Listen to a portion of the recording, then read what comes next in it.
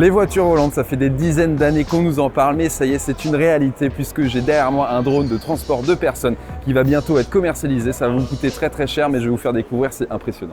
Et avant toute chose, je veux vous montrer ce modèle de XPeng qui est une véritable voiture volante et elle vole vraiment. Regardez les images. Donc ici, vous devez sûrement connaître XPeng qui est une marque chinoise de voitures électriques qui arrive en Europe. Et ici, on a vraiment affaire à une voiture volante comme un drone. Avec une voiture aussi longue que ça, on pourrait se dire qu'on peut transporter au moins 6 ou 7 personnes à l'intérieur. Eh bien non, il n'y a que 2 places. Pourquoi? Tout simplement puisque les hélices vont venir se loger à l'intérieur de la voiture au niveau où on aurait pu avoir des passagers à l'arrière en fait. Et bien sûr, le système de pliage et de dépliage est entièrement automatisé, mécanisé, puisque c'est des moteurs qui viennent replier le tout un peu à la façon origami pour pouvoir tenir le moins de place possible au sein de la voiture. Et en plus de tout ça, il faut caler les batteries à l'intérieur parce que bon, ok, une voiture électrique ça consomme de l'énergie, les batteries sont de taille quand même assez conséquente, mais une voiture qui vole, ça consomme encore plus d'énergie comme un avion. Donc là, il faut des grosses batteries logées dans le plancher et sûrement à l'arrière, même si on n'a pas encore tous les détails, puisque là, il s'agit d'un concept. Et en plus, je vous laisse imaginer toute la complexité que ça représente pour les ingénieurs de faire la voiture la plus légère possible pour pouvoir le moins consommer dans les airs, mais d'avoir des batteries conséquentes pour pouvoir voler et éviter de tomber en panne, parce que si on tombe en panne d'électricité en plein vol, ça risque de faire mal. Mais ils ont pensé à tout, parce que même en cas de panne, en fait, il y a des parachutes qui viennent s'ouvrir pour éviter de s'écraser au sol. 4 parachutes pour amortir au maximum. Alors, la bonne nouvelle, c'est que XPeng compte commercialiser une voiture volante, mais attention, c'est pas vraiment ce modèle. Et vous le voyez, c'est un espèce de Cybertruck sur lequel on vient greffer un drone et le drone peut décoller depuis la voiture. En fait, c'est un peu un 2 en 1, c'est une voiture électrique d'un côté et un drone de l'autre qui vient se ranger à l'intérieur de cette voiture. Et ce modèle, il sera disponible en précommande à partir de la fin de l'année 2024 pour des premières livraisons à la fin de l'année 2025. Le premier prix, c'est à peu près 200 000 $ et ça intègre la voiture et le drone, c'est vraiment le package complet. Et alors, si le drone est lui 100% électrique, la voiture qui l'accompagne, c'est une hybride et la marque explique que c'est pour permettre de recharger plusieurs fois le drone puisque c'est la voiture qui va venir recharger le drone en faisant le plein d'essence. On allume le moteur et ça permet ensuite d'alimenter la batterie, de recharger finalement la batterie de la voiture et du drone. Pourquoi pas dans des endroits un peu reculés par exemple où il n'y aurait pas encore de borne de recharge, c'est en effet une bonne idée.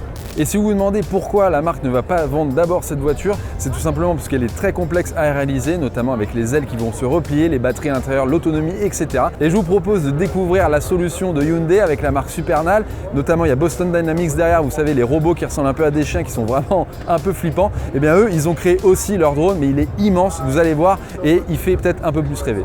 Voilà, donc on est devant ce drone géant de Hyundai, vraiment il est magnifique, regardez, et je vais vous montrer l'intérieur et vous donner toutes ces infos, c'est vraiment assez bluffant. Alors évidemment ici vous l'avez vu, on n'est pas vraiment sur une voiture, on est plus sur un drone, on parle de eVTOL, c'est un véhicule qui peut décoller à la verticale, puis ensuite naviguer à l'horizontale comme un avion. Donc en fait c'est entre l'hélicoptère et l'avion. Et comme vous pouvez le voir ici à l'intérieur, en fait on a la place pour un pilote et 4 passagers à l'arrière. Donc pour l'instant on n'est pas sur un véhicule autonome, même si Supernal, donc Hyundai, nous promet que d'ici quelques années, ce type de véhicule pourra naviguer tout seul en toute sécurité. Mais pour l'instant, comme sur les voitures électriques autonomes notamment, il faut encore un conducteur et donc ici un pilote derrière les commandes. Donc ici on a le poste de pilotage, comme vous pouvez le voir c'est assez simple, c'est beaucoup plus simple que sur un avion de ligne par exemple.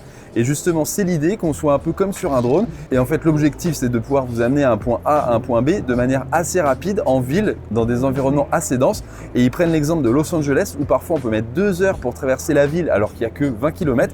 Ici, on pourra le faire en moins de 30 minutes, par exemple. Et comme je vous disais, il faut un pilote ici dans l'avion. C'est pas vraiment un avion, c'est un drone, puisque en fait, c'est pas autonome. Il y a une route qui sera prédéfinie pour chaque trajet. Par exemple, vous voulez aller, je dis n'importe quoi, mais en France, à Paris, du nord au sud de la ville, et bien en fait, il y aura une trajectoire, un couloir qui sera fait pour ce type d'appareil. Donc le pilote ne pourra pas faire n'importe quoi, il sera obligé de rester un peu sur sa route entre guillemets, même s'il pourra dévier s'il a besoin. Mais en tout cas, tous les appareils de ce type prendront le même chemin. Et je suis sûr que vous vous dites, oui mais ça va faire un boucan pas possible. Et bien en fait, Hyundai nous promet que ça fera pas plus de bruit qu'une machine à laver, avec 65 décibels quand ça sera en phase de décollage. Donc là, c'est là où ça fait le plus de bruit et atterrissage, mais 45 décibels seulement en phase de vol. Et ici, on a une énorme hélice. En fait, il y en a 8, il y a 8 moteurs électriques avec une batterie qui est immense, même s'ils nous ont pas pas donner la capacité de celle-ci. L'autonomie, c'est autour de 60 km à peu près. L'idée, c'est vraiment de faire de courts trajets en ville, de 20 à 40 km. Et pour la recharge, on nous annonce 1 heure pour recharger ce type d'appareil, mais l'ingénieur avec qui on a discuté est certain que ça ne sera pas du tout ça en 2028 quand ça sera commercialisé et que ça sera beaucoup plus rapide, puisque rappelons que Hyundai, sur les voitures électriques, c'est eux qui sont les champions du monde en Europe de la recharge rapide avec seulement 18 minutes pour faire le plein d'une voiture. Et comme vous pouvez le voir ici, l'hélice est sur un axe motorisé qui lui permet de changer de sens, donc d'être soit à l'horizontale pour décoller, soit à la verticale lors des phases de vol. Et donc les 8 hélices seront toutes en même temps soit à la verticale, soit à l'horizontale. Alors, je m'assois à côté de ce véhicule pour que vous puissiez voir l'ampleur du machin. C'est vraiment impressionnant, c'est un beau bébé, on n'a pas son poids, on n'a pas sa taille exacte, mais franchement, c'est pas une voiture, c'est bien plus gros, c'est plus comme un énorme hélicoptère, puisqu'il y a quand même des ailes, hein. Il faut savoir que si jamais les moteurs tombent en panne, c'est pas comme un hélicoptère qui va se cracher directement, il peut continuer à planer sans ses moteurs pour faire un atterrissage d'urgence. Et ce beau bébé qui s'appelle Supernal SA2, il peut voler jusqu'à 200 km/h en vitesse de pointe et il peut voler à 450 mètres d'altitude. Alors ça représente quoi? Un drone débridé type les DJI, ça peut monter à 500 mètres à peu près, mais on n'a pas le droit de le faire normalement. Selon la région, c'est plutôt 50, 100, 150 mètres.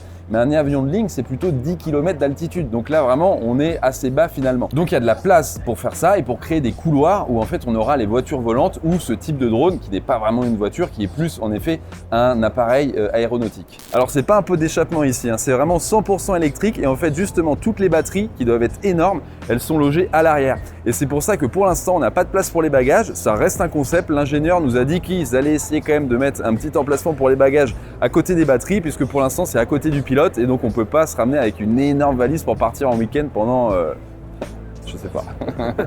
Et regardez, ils font travailler ce robot pour venir analyser l'appareil en fin de vol pour être sûr qu'il n'y a aucun souci. Donc en fait ce qu'il fait, c'est qu'il ouvre sa tête pour laisser apparaître une caméra afin de réaliser l'inspection visuelle qui est normalement réalisée par un humain.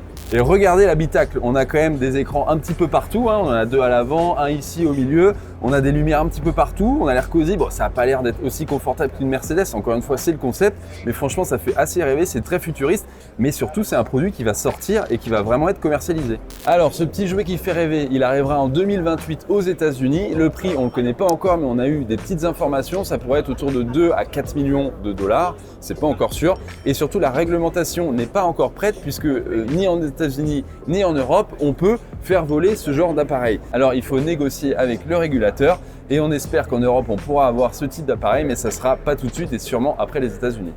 Comme vous pouvez le voir, le projet des voitures volantes, il avance vraiment vite, vraiment fort et on pense que ça sera bientôt une réalité. Mais pour l'instant, il y a encore des obstacles, qu'ils soient industriels ou techniques, qui empêchent vraiment la voiture volante de voir le jour. Donc à la place, en fait, on a des drones de transport de personnes comme on a pu le voir chez Hyundai et Xpeng. Perso, j'ai vraiment hâte de pouvoir monter dans l'un de ces drones, de voir un peu comment ça fonctionne, le temps qu'on peut gagner, ça doit être vraiment ouf dans certaines villes, notamment Las Vegas, Los Angeles, peut-être Paris aussi, pourquoi pas.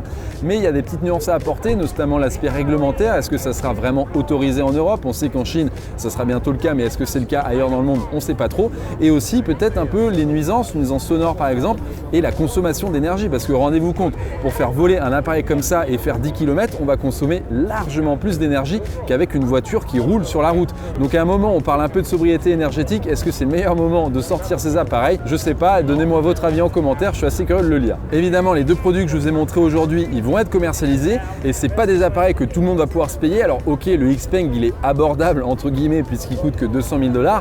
Chez Hyundai, on va parler de millions d'euros, donc bon, c'est pas la même chose. Voilà, j'espère que cette vidéo vous aura plu. N'hésitez pas à vous abonner à tous nos réseaux sociaux et moi je vous dis à plus tard pour une prochaine vidéo.